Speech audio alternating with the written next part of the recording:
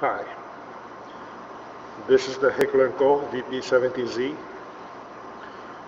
This was developed in the late 60s by H&K, following up on a project that originated during the Second World War, in which the intention was to create a weapon that could supply a people's army. Thus the designation VP, which is Volkspistole, or People's Pistol. And 70Z is 70 for the year that it was supposedly launched. It was actually launched to the market in 1973. And Z is for civil version, which is the civilian version of the gun, which means that this is only semi-automatic.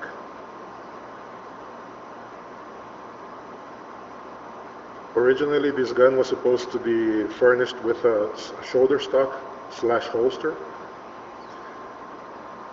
which would go here, and this shoulder stock gave the gun a 3-shot burst capability, but that would be for the VP70 or VP70N for military version. This is the civilian version. This gun has the distinction of being the first polymer frame pistol in the world. The frame is completely made out of a type of plastic,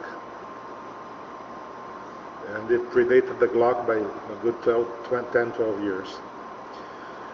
As you can see, it has basically no external controls whatsoever.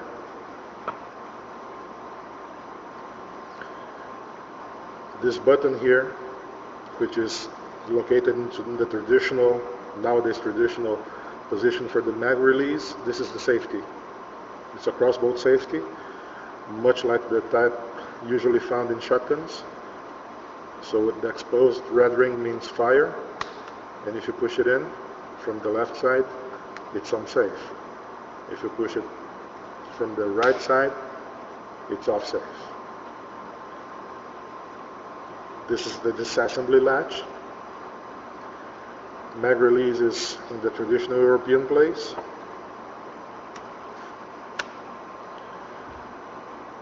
One of its most distinguished features at the time was the double stack magazine, which was already present on the Browning high power, but this one carried 18 rounds, which was until then unheard of. A contemporary pistol, the Steyr GB18, the Steyr GB had also an 18-round magazine, and they were launched approximately at the same time. As opposed to most pistols, this one has no slide lock. So once you run the magazine dry, it will close the slide, and you only know because you'll hear a click instead of a bang. I'll just remove the snap cap here.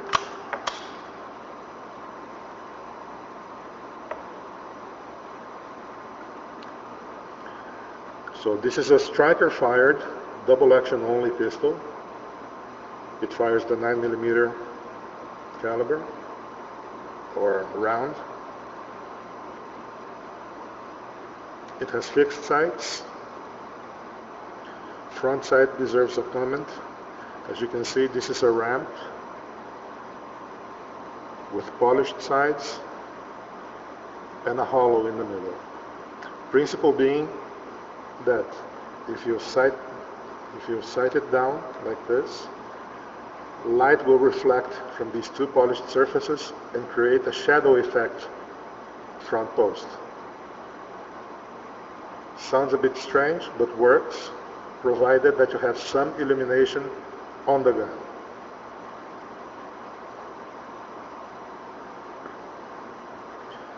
This is, strangely enough, a full blowback pistol, in spite of the powerful caliber. It has no locking mechanism for the slide to retard the recoil. So the slide's pretty heavy. The spring is very heavy.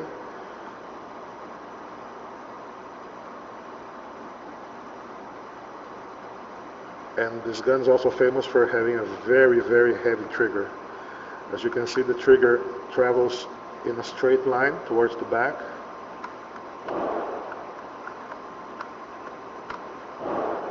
And this motion will retract the firing pin, and upon reaching the end of the travel, it will release the firing pin to strike the primer. Since it was designed to be a military gun, the striker has a very heavy spring in it because of the military angle. Disassembly is very easy. You just pull down on the latch, then you retract the slide and pull it up off the rails and then release it towards the front.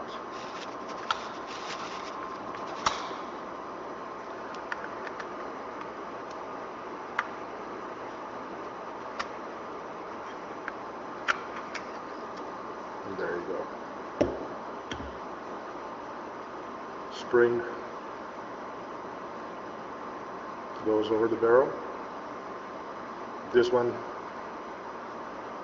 has, differently from the P9, this one has no real side to it. You can just assemble it anyway.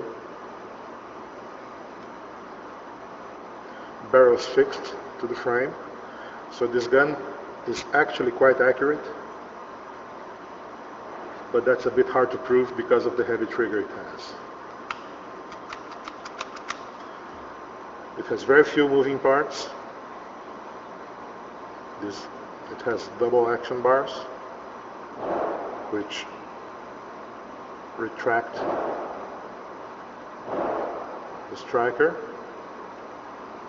and upon reaching the end of the travel, the sear will drop down out of the striker's way, like this, and the gun will fire. Rifling is standard type, not polygonal.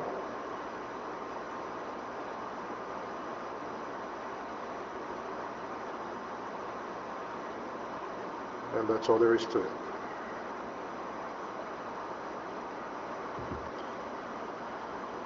Slides made of stamped steel, originally Parkerized. And this is the striker.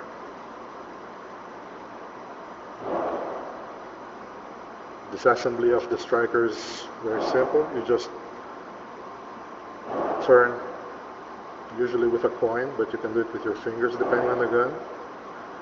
You just turn it quarter turn, any direction, and just pull out.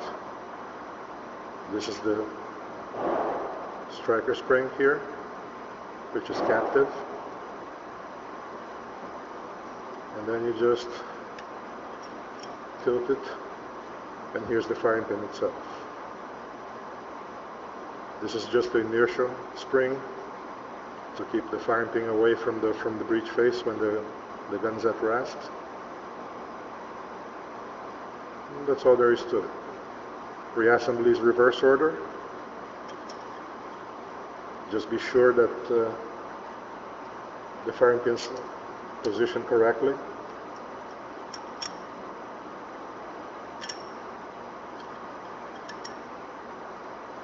Like so. Then you just insert the spring assembly here, and quarter turn, and it's back. Very simple gun, made to be very easy and inexpensive to manufacture.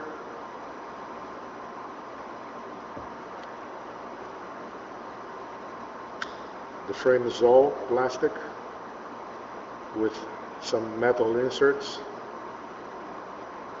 staked to it.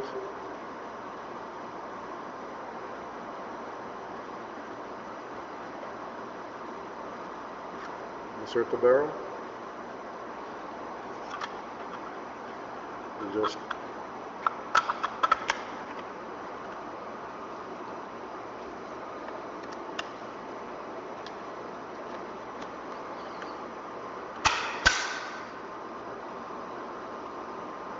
put back the slide and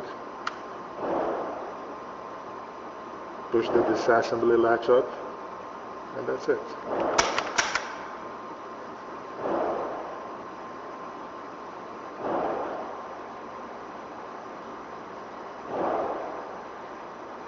So this is the VP70Z, contemporary of the P9, and this was the third gun,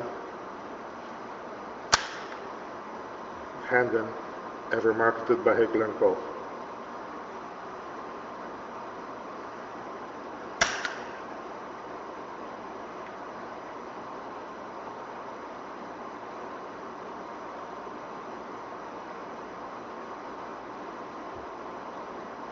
Okay. So, till next time, thanks for watching. Have a good one.